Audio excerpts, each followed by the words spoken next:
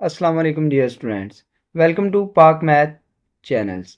FSc part 2 chapter number 1 quick review करेंगे इस video lectures में। ये वीडियो लेक्चर्स आपके लिए स्टूडेंट्स डिफरेंट कम्पिटिटिव एग्ज़ाम्स और यूनिवर्सिटी के एग्ज़ाम्स और जो बोर्ड का एग्ज़ाम होता है स्पेशली उसके लिए बहुत ही हेल्पफुल रहने वाली है। तो चलिए वीडियो को शुरू करते हैं। तो फर्स्ट पॉइंट हमारे पास है the terms functions was introduced by the German mathematicians Leibniz। देखें, द टर्म्स फंक्शन जो है ये फर्स्ट टाइम जो यूज की थी वो लेबनीज एक साइंटिस्ट था, उसने यूज की हुई है। नेक्स्ट हमारे पास जो पॉइंट है स्टूडेंट्स देखें, नेक्स्ट पॉइंट्स है Swiss mathematicians Euler writes the statements y is equals to F of X. ये जो स्टेटमेंट है हमारे पास y is equals to F of X, ये फर्स्ट टाइम हमारे पास आइलर जो एक साइंटिस्ट था उसने यूज़ किया था इस स्टेटमेंट्स को। उसने फर्स्ट टाइम ऐसे लिखा था y इक्वल होता है एफ ऑफ एक्स की। ठीक है ना। नेक्स्ट हमारे पास जो पॉइंट नंबर थर्ड है vertical line test. Circle and parabola along the x-axis is not a functions। देखिए, अगर आप वर्टिकल लाइन टेस्ट से चेक करें, सर्कल और पैराबोला जो होते हैं along x axis is not a functions. तो थर्ड पॉइंट हमारे पास ये है कि अगर आपने एक सर्कल बनाया है, यहाँ पर देखिए एक सर्कल बनाएं, ठीक है ना, ये एक्स एक्सिस है और ये आपके पास वाई एक्सिस है। अब ये सर्कल आप अगर वर्टिकल लाइन टेस्ट से चेक करें तो वर्टिकल लाइंस जो है अगर ये सर्कल को दो पॉइंट पे टच करेगी तो ये फंक्शन नहीं होगा। देखें, अगर आप वर्टिकल लाइन ड्रा करें, एक ये वर्टिकल लाइन ड्रा कर दिया आपने, तो ये देखिए ये फंक्शंस को दो पॉइंट्स पर टच कर रही है, ये फंक्शंस को दो पॉइंट्स पे टच कर रही है, तो ये जो सर्कल है ये हमारे पास फंक्शन नहीं है। तो देखिए कहता है वर्टिकल लाइन टेस्ट सर्कल जो होता है ये फंक्शन नहीं होता। अब पैराबोला जो है, एक पैराबोला बना लें आप, इस तरह से देखिए एक पैराबोला बनाएं, तो ये आपके पास पैराबोला है एक्स एक्सिस पर, ठीक है ना। अब इस पर आप अगर वर्टिकल लाइन टेस्ट, ये मैंने इधर हॉरिजॉन्टल लाइन टेस्ट अप्लाई कर दिया है, अब वर्टिकल लाइन टेस्ट अप्लाई करना है। तो वर्टिकल लाइन टेस्ट अप्लाई करें, यानी कि ऐसे एक वर्टिकल लाइन ड्रा करनी है। तो ये वर्टिकल लाइंस ड्रा किया हमने, तो ये वर्टिकल लाइंस देखिए पैराबोला को दो पॉइंट्स पे टच कर रही है, तो इसका मतलब है कि पैराबोला जो है ये फंक्शंस नहीं है। तो फंक्शंस को चेक करने के लिए वर्टिकल लाइंस हम देखते हैं, तो ये अलोंग एक्स एक्सिस हमारे पास फंक्शंस नहीं होते। अगर आपके पास पैराबोला हो अलोंग वाई एक्सिस इस तरह से, तो फिर अगर आप वर्टिकल लाइन टेस्ट अप्लाई करेंगे तो देखिए लाइनें जो हैं वो पैराबोला को एक ही पॉइंट पे टच करेंगी। तो इसका मतलब है कि पैराबोला जो है अलोंग वाई एक्सिस पर, वाई एक्सिस पे ये फंक्शन होता है, ठीक है ना। पैराबोला जो है, सर्कल तो एक्स एक्सिस और वाई एक्सिस दोनों ही अगर आप ले लें तो वो फंक्शन नहीं होता, लेकिन पैराबोला जो है ये अलोंग वाई एक्सिस फंक्शन होता है, एक्स एक्सिस फंक्शन नहीं होता। तो ये तीन पॉइंट जो है आपने याद रखने हैं। तो नेक्स्ट देखिए डियर स्टूडेंट्स, पॉइंट फोर हमारे पास जो है वो पॉइंट थ्री की ही एक्सप्लेनेशंस है। जब वर्टिकल लाइंस किसी फंक्शंस के ग्राफ को एक से ज़्यादा बार कट करे तो उससे पता चलता है कि वो स्टेटमेंट्स हमारे पास फंक्शंस नहीं है, ठीक है ना। देखिए वर्टिकल लाइंस जो है हमारे पास, वर्टिकल लाइन किसी फंक्शन के ग्राफ को एक से ज़्यादा बार कट करे, किसी भी फंक्शन का ग्राफ हो, अगर वर्टिकल लाइन उसको एक से ज़्यादा बार कट करती है तो वो हमारे पास फंक्शन नहीं होता। इसके एग्जांपल से देखते हैं। देखें ये अगर ग्राफ है तो इसको वर्टिकल लाइन एक ही बार कट करती है, तो ये जो ग्राफ है हमारे पास ये जिस फंक्शन का होगा वो फंक्शन हमारे पास वो, यानी कि ये जिस भी कर्व का होगा वो कर्व हमारे पास फंक्शन होगी, ठीक है ना। तो अगर वर्टिकल लाइंस हमारे पास ये जो कर्व है ये ऐसे हो जाती, ठीक है ना, तो इस पर अगर हम वर्टिकल लाइन ड्रा करें इस तरह से देखें तो ये इसको एक से ज़्यादा बार कट कर रही है वर्टिकल लाइंस इस कर्व को, तो इसका मतलब है कि ये जो कर्व जिस फंक्शन की है वो फंक्शन हमारे पास, वो जो कर्व हमारे पास है वो फंक्शन नहीं है। तो चलिए नेक्स्ट पॉइंट उसको देखते हैं। नेक्स्ट पॉइंट नंबर 5 हमारे पास है linear functions. Linear functions f of x is equal to a x plus b a is not equals to zero, ये हमारे पास लीनियर फंक्शन होता है।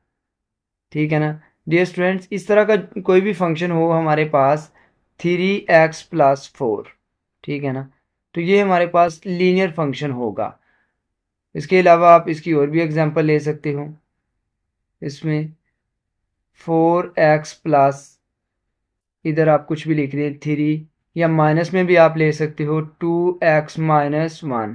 देखिए जिसमें x की पावर 1 होगी, जिसमें ऐसी इक्वेशन जिसमें x की पावर 1 होगी तो वो हमारे पास लीनियर फंक्शन होगा। अभी ये y में भी हो सकता है, तो इसकी आप ऐसे भी लिख सकते हो 4y-3, तो ये आपके पास एक लीनियर फंक्शन होगा। तो नेक्स्ट पॉइंट हमारे पास है, देखिए आइडेंटिटी फंक्शंस। आइडेंटिटी फंक्शन क्या होता है? एफ ऑफ एक्स इक्वल है एक्स के इज कॉल्ड आइडेंटिटी फंक्शंस। देखिए अगर हमारे पास एफ ऑफ एक्स इक्वल आ जाए एक्स के, तो ऐसे फंक्शन को हम आइडेंटिटी फंक्शंस कहते हैं। ठीक है ना।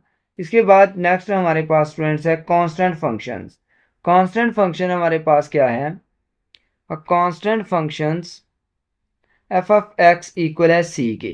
कांस्टेंट फंक्शन की आप एग्जांपल ऐसे लिख सकते हो, एफ ऑफ एक्स इक्वल है 3 के, या एफ ऑफ एक्स इक्वल है 100 के, यानी कि कांस्टेंट होना चाहिए इक्वल की साइड पे, अकेला कांस्टेंट।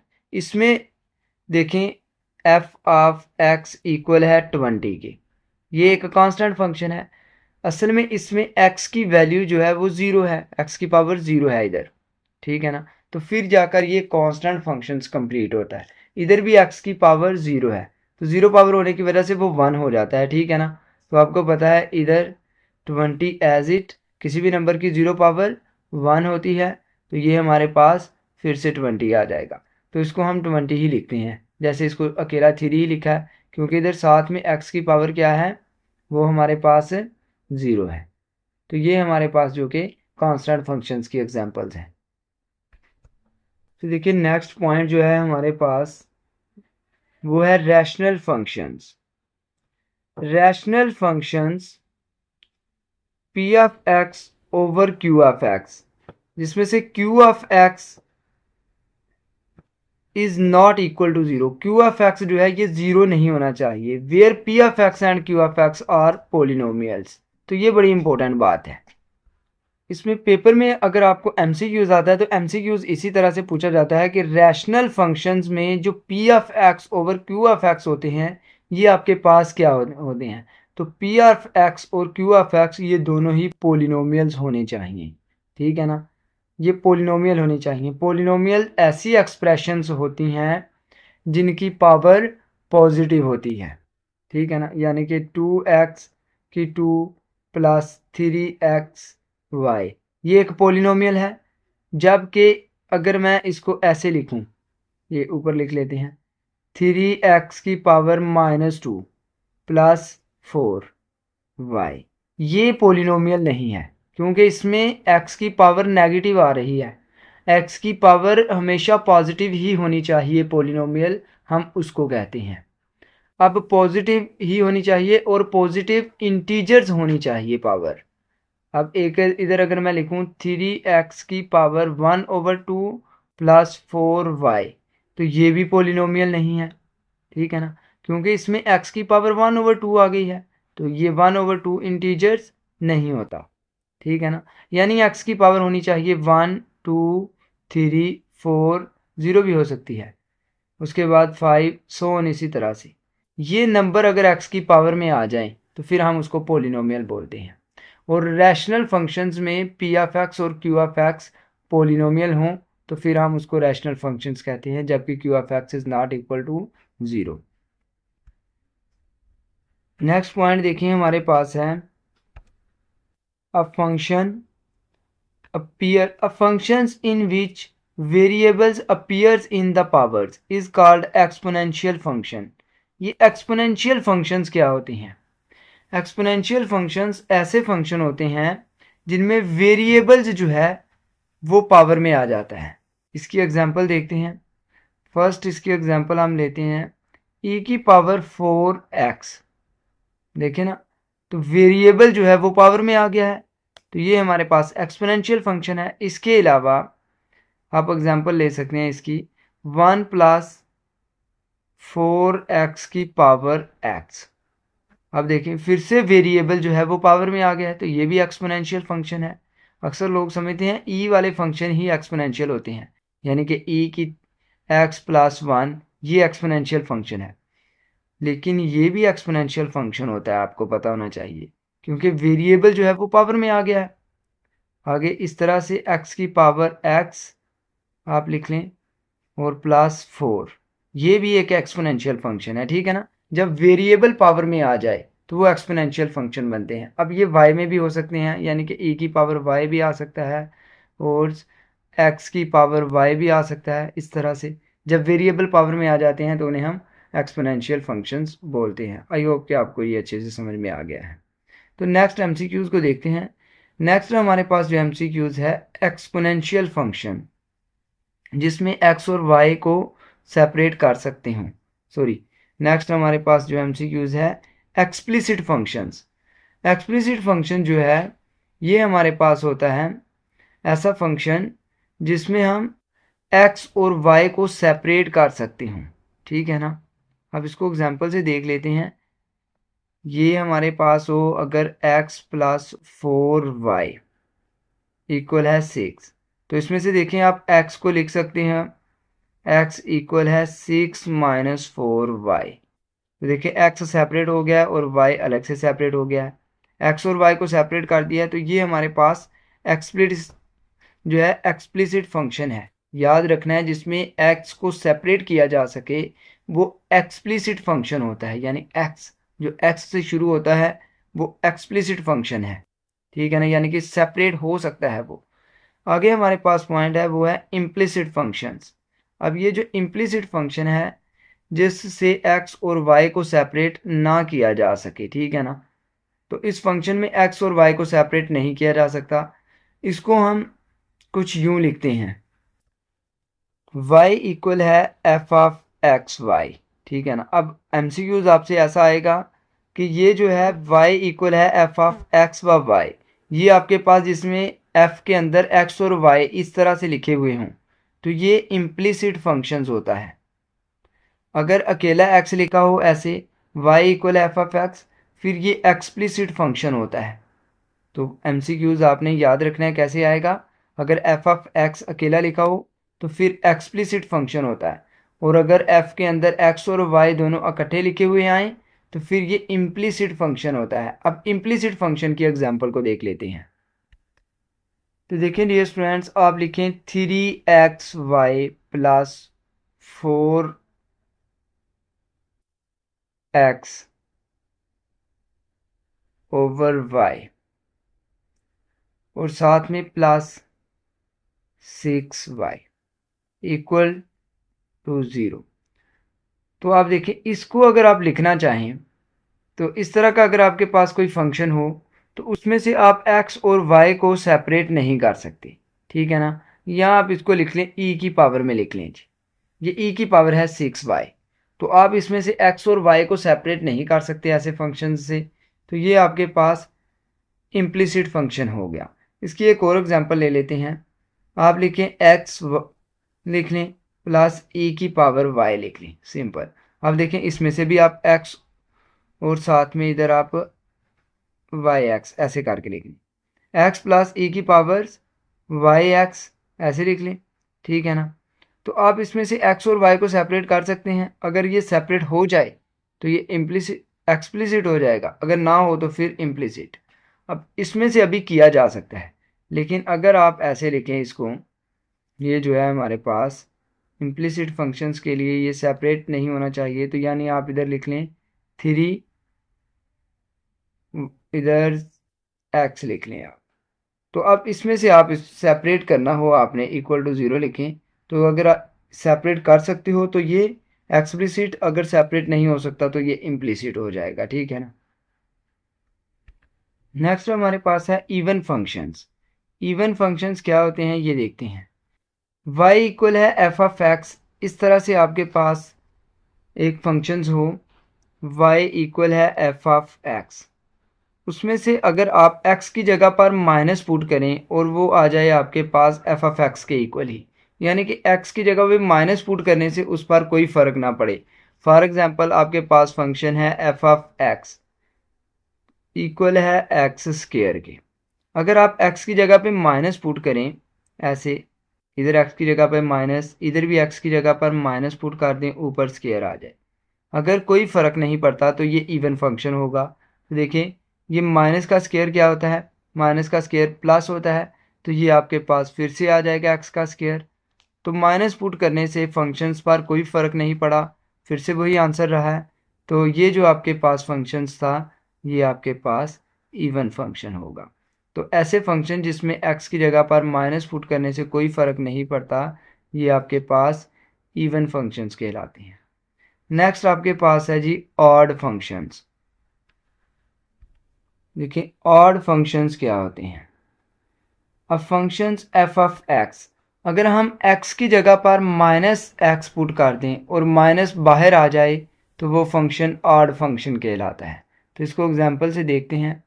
देखें इधर से आपके पास एक फंक्शन है एफ ऑफ एक्स, उसमें आप पुट करें ये फंक्शन है एक्स की 3, तो आप इधर पुट करें माइनस एक्स, तो इधर भी रखें माइनस एक्स ऊपर पावर 3, तो आपके पास, आपको पता है माइनस की पावर आड हो तो माइनस बाहर आ जाता है और एक्स की पावर 3 आ जाता है। तो आप देखें आपके पास ये जो फंक्शन है इसमें माइनस पुट करने से माइनस बाहर आ गया है, ठीक है ना। तो ये फंक्शन आपके पास क्या हो जाएगा, ऑड फंक्शन हो जाएगा। अब हम इनकी कुछ और एग्जांपल लेते हैं इवन और ऑड फंक्शन की, जो कि कम्पिटिटिव एग्ज़ाम्स में काफ़ी मरतबा पूछी गई हैं और साथ ही बोर्ड के एग्ज़ाम में भी पूछी जा चुकी हैं। हमारे पास फर्स्ट एग्जांपल है साइन थीटा एंड सेकंड है कॉस थीटा। इनके बारे में आपने बताना है ये आपके पास इवन फंक्शन है या ऑड फंक्शन है। तो आप देखें, आप ये फार्मूला आप जानते होंगे, साइन के एंगल में अगर माइनस आए तो ये बाहर आ जाता है, ये साइन ऑफ थीटा हो जाता है। इसकी वजह क्या है, इसकी वजह भी यही है कि ये जो आपके पास साइन फंक्शन होता है ये आपके पास ऑड फंक्शन होता है, जबकि कॉस की अगर एंगल में माइनस थीटा आप पुट करेंगे तो आपके इस पास ये माइनस गायब हो जाता है और कॉस थीटा हो जाता है। तो उसकी वजह ये है कि ये जो है कॉस आपके पास ये इवन फंक्शन है, ठीक है ना। तो यहाँ से आपको बाकियों जो ट्रिग्नोमेट्रिक फंक्शंस हैं उनका भी आइडिया हो गया होगा कि कॉस के अलावा किस में ऐसी प्रॉपर्टी होती है कि उसके एंगल में माइनस पुट करें, वो होता है सीकेंट थीटा। तो सीकेंट भी आपको पता है क्या होगा, इवन फंक्शन होगा। और साइन के अलावा आपको पता है बाकी को सीकेंट में आप एंगल में माइनस पुट करेंगे तो फिर माइनस बाहर आ जाएगा, टेन में भी और काट में भी माइनस बाहर आ जाता है। तो ये चारों जो हैं साइन, इसके अलावा कॉस है, सॉरी साइन के अलावा टेन है, काट है और कोसेकेंट है, तो ये सारे के सारे हमारे पास ऑड फंक्शंस होते हैं। तो ये बात आपने याद रखनी है। तो नेक्स्ट पॉइंट देखें स्टूडेंट्स, हमारे पास है अब one functions x y. One function हमारे पास है x y. The inverse functions f denoted by f inverse. जो हमारे पास f का इन्वर्स फंक्शन होता है उसको हम f इन्वर्स से डिनोट करते हैं।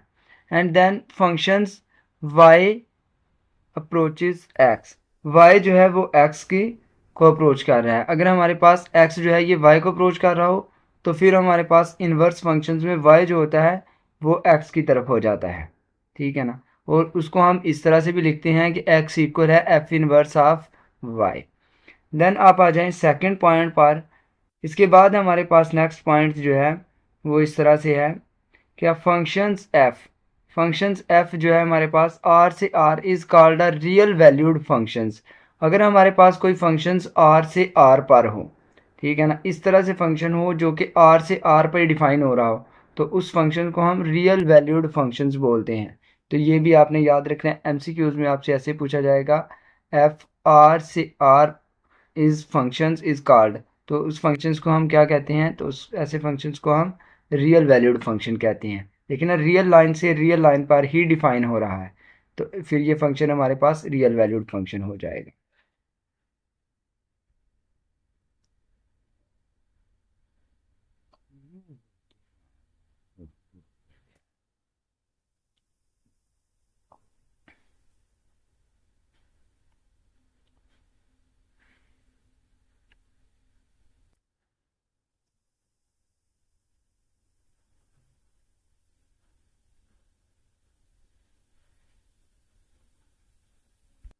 तो नेक्स्ट पॉइंट देखिए हमारे पास स्टूडेंट्स, नेक्स्ट पॉइंट है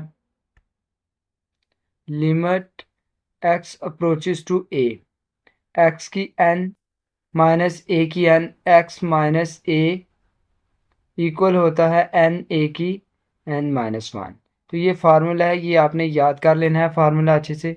अभी आप इस फार्मूले को अगर एग्जांपल से देखें तो आपसे ऐसे भी ये क्वेश्चंस पूछा जा सकता है, लिमिट एक्स अप्रोचेस टू, उसके बाद एक्स की पावर आपके पास आ जाती है, इधर थ्री आती है, कुछ भी हो सकता है, और माइनस टू की पावर थ्री, और ओवर में आपके पास आता है एक्स माइनस टू। तो फिर आपने ये जो फार्मूला है इसको कैसे अप्लाई करना है, देखें ये जो एन है, एन आपके पास यहाँ क्या है, पावर जो होगी ऊपर ये एन होगी, तो ये आपके पास एज इट आ जाएगी। देखिए ये जो एन थी ये आपके पास इधर आ गई, तो पावर जो है ये आपके पास इधर आ जाएगी, और उसके बाद जो जिसकी पावर होगी, जिस नंबर की पावर होगी, वो नंबर आपने उसके बाद लिखना है, ठीक है ना। तो वो नंबर आपके पास क्या है, टू, तो आपने टू लिखना है, यानी कि जो एक्स से माइनस हो रहा है नीचे से देख लेना है आपने, या इधर से भी आप देख सकते हो, एक्स अप्रोचेस, जिसकी तरफ एक्स अप्रोच कर रहा है वो नंबर आएगा, फिर उसमें से एन माइनस लिखेंगे, यानी थ्री माइनस वन, तो इधर आपके पास आंसर आ जाएगा थ्री, और यहाँ से टू, और एन माइनस वन किया तो टू आ जाएगा, तो ये थ्री एज इट, और टू मल्टीप्लाई टू फोर आ जाएगा, और इनको मल्टीप्लाई किया तो 12 आपके पास आंसर आ जाएगा।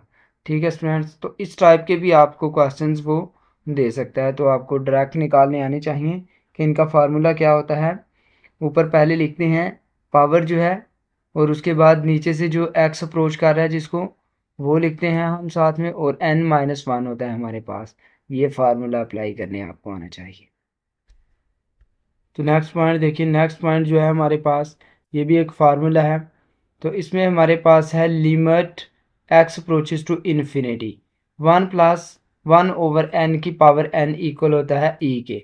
तो इस फार्मूले को समझते हैं। देखें स्टूडेंट्स, हमारे पास limit n approaches to infinity जब भी आपके पास आए, यहाँ प्लस वन और यहाँ पर वन ओवर एन हो, तो ऊपर ये जो टर्म हमने लिखी हुई है वन ओवर एन, इसका रेसिप्रोकल होना चाहिए, यानी कि इसका उल्ट। तो इसका उल्ट क्या होता है, एन ओवर वन। अगर ऐसा हो जाए तो फिर ये ई के इक्वल होती है। अब देखें, इस बार हम एग्जाम्पल लेते हैं। आप इसको लिखें, limit n approaches to infinity one plus three over n. तो ऊपर आपके पास क्या होना चाहिए, ऊपर आपके पास एन ओवर थ्री होना चाहिए, फिर ये ई के इक्वल हो जाएगी। ठीक है ना। तो अगर ऐसे ही आपको कोई भी क्वेश्चन मिलता है, लिमिट, एक और एग्जांपल ले लेते हैं, n approaches to infinity one plus, इधर आप ले लेंगे फोर ओवर एन। तो ऊपर आपके पास मौजूद हो, क्या होना चाहिए, एन ओवर फोर होना चाहिए, तो इसका रेसिप्रोकल ऊपर होना चाहिए, तो फिर ये ई के इक्वल हो जाएगी। तो ये फार्मूला अप्लाई करने आपको आ गया होगा। तो चलिए नेक्स्ट जो है उसको देखते हैं। नेक्स्ट हमारे पास जो फार्मूला है वो सेम ऐसे ही है, अगर इधर एन है तो ऊपर इसका रेसिप्रोकल होना चाहिए। ठीक है ना। तो अब ये देखिए, ऊपर जो है ओवर वाली रकम ऊपर आ गई है, तो जब ओवर वाली रकम ऊपर आ जाएगी तो फिर ये एक्स अप्रोचेस टू ज़ीरो होता है। इसमें एमसीक्यूज में ये पूछा जाता है, जब आपके पास इस फार्मूले में एन ऊपर होता है, ठीक है ना, तो फिर ये इन्फिनिटी को अप्रोच करता है, ये बस आपने याद रखना है। और जब आपके पास ऊपर 1/n होता है तो फिर ये ज़ीरो को अप्रोच करता है, ठीक है ना। तो नेक्स्ट इसके बाद फिर से एक फार्मूला है, ये देखिए limit x approaches to zero ax-1/x equal है log ऑफ a के। तो ये फार्मूला भी आपने याद कर लेना है। In the particular some values के लिए log of x approaches to zero e⁻x-1/x equal है log ऑफ e की e इज इक्वल्स टू 1। तो ये इम्पोर्टेंट है, ये टर्म आपने अच्छे से याद करनी है, ये आपके लिए बहुत इम्पोर्टेंट है। e की x जब आ जाता है तो फिर ये फार्मूला 1 के इक्वल हो जाता है। a की x-1/x जो है ये log ऑफ a e होता है, ठीक है ना। तो अगर जब e आ जाता है हमारे पास, a की वैल्यू जब हम e रखते हैं तो ये फार्मूला 1 बन जाता है। तो इस फार्मूले को थोड़ा सा एक्सप्लेन करते हैं। तो इसमें देखिए ये फार्मूला है limit x approaches to zero, ठीक है ना। ये जो फार्मूला है limit x approaches to zero, उसके बाद है ax-1/x, ये इक्वल होता है log ऑफ a जो यहाँ पे लिखा होता है, और बेस में हमारे पास होता है e इसमें हमेशा ही। अब देखें इसमें जब वो इस तरह से आपको देगा कि इस फार्मूले में व्हेन a इक्वल है e के, ठीक है ना, तो then the value of the limit, then value of limit, तो फिर लिमिट की वैल्यू आपके पास क्या हो जाएगी। तो फिर वो ऑप्शंस देगा आपको, a option 0, b option 1, c option 2 और डी ऑप्शन नन, ठीक है ना। तो ऐसे आपके पास एमसीक्यूज आ जाएगा। तो इस फार्मूले में जब आपके पास ए की वैल्यू जो ई हो जाएगी तो आपको पता होना चाहिए कि इस लिमिट की वैल्यू जो है, ये जो सारी लिमिट है आपके पास, इसकी वैल्यू आपके पास 1 आ जाएगी। तो उसकी एक्सप्लेनेशन इधर की हुई है, तो आप यहाँ से देख सकते हैं, ठीक है ना। नेक्स्ट देखिए हमारे पास कुछ इंपॉर्टेंट फार्मूले हैं। लिमिट e की पावर x आ जाए और x अप्रोचेज टू ज़ीरो, तो आप देखिए e की पावर में जब इन्फिनिटी पुट करेंगे तो ये इन्फिनिटी आंसर आएगा। उसके बाद e की पावर में माइनस इन्फिनिटी पुट करेंगे तो आपके पास आंसर 0 आएगा। बस दो बातें आपने याद रखनी है, e की पावर इन्फिनिटी इन्फिनिटी होता है और e की पावर माइनस इन्फिनिटी आपके पास 0 होता है, ठीक है ना। तो ये बात आपने याद रखना है। इसको हम कैसे लिख सकते हैं, इसको 1/e की पावर इन्फिनिटी लिख लेते हैं। तो e की पावर इन्फिनिटी इन्फिनिटी होता है, तो ये इन्फिनिटी 1/इन्फिनिटी 0 आ जाता है। तो इस वजह से हम इसको कहते हैं कि e की पावर माइनस इन्फिनिटी आए तो वो 0 होता है और e की पावर प्लस इन्फिनिटी आए तो वो इन्फिनिटी होता है। दो बातें आपने ये याद रख लेनी है एमसीक्यूज़ के लिए, ठीक है ना।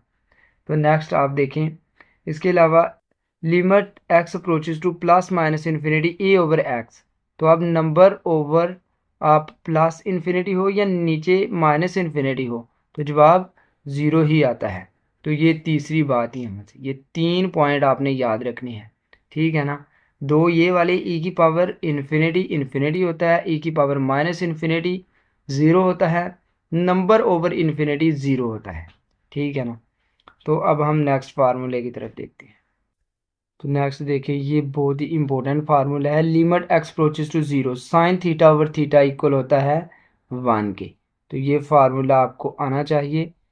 अब देखिए इसमें x अप्रोच कर रहा है 0 को, तो वो एमसीक्यूज में आपसे यही पूछता है कि ये जो फार्मूला है इसमें साइन थीटा ओवर थीटा 1 के इक्वल होता है, x किसे अप्रोच करता है, 0 को या इन्फिनिटी को। तो इस फार्मूले में x जो है ये 0 को अप्रोच करता है। इसके बाद फिर से ये फार्मूला जो है ये tan के लिए भी एप्लीकेबल होता है। लिमिट x अप्रोचेज टू क्या आएगा इधर, 0 होना चाहिए, ठीक है ना। tan theta over theta equal है 1 के। तो ये फार्मूला जो है जिसमें x अप्रोचेज टू 0 है, साइन थीटा ओवर थीटा भी 1 देता है और tan थीटा ओवर थीटा भी 1 देता है। तो ये आपने अच्छे से याद रखना है। लास्ट पॉइंट है हमारे पास, a function is continuous functions, एक फंक्शन हमारे पास कंटिन्यूस फंक्शन कहलाता है एट सी वैल्यू पर इफ़ एंड ओनली इफ़। ये कंटिन्यूस फंक्शन की डेफिनेशन है।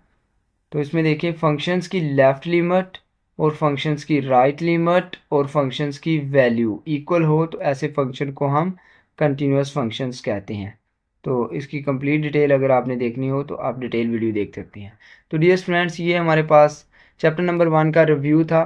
तो चैप्टर नंबर 1 का हमने रिव्यू किया है, उसमें से कुछ पॉइंट्स एक्सप्लेन किए हैं। बाकी अगर आप डिटेल वीडियो देखना चाहें तो डिटेल वीडियो देख सकते हैं।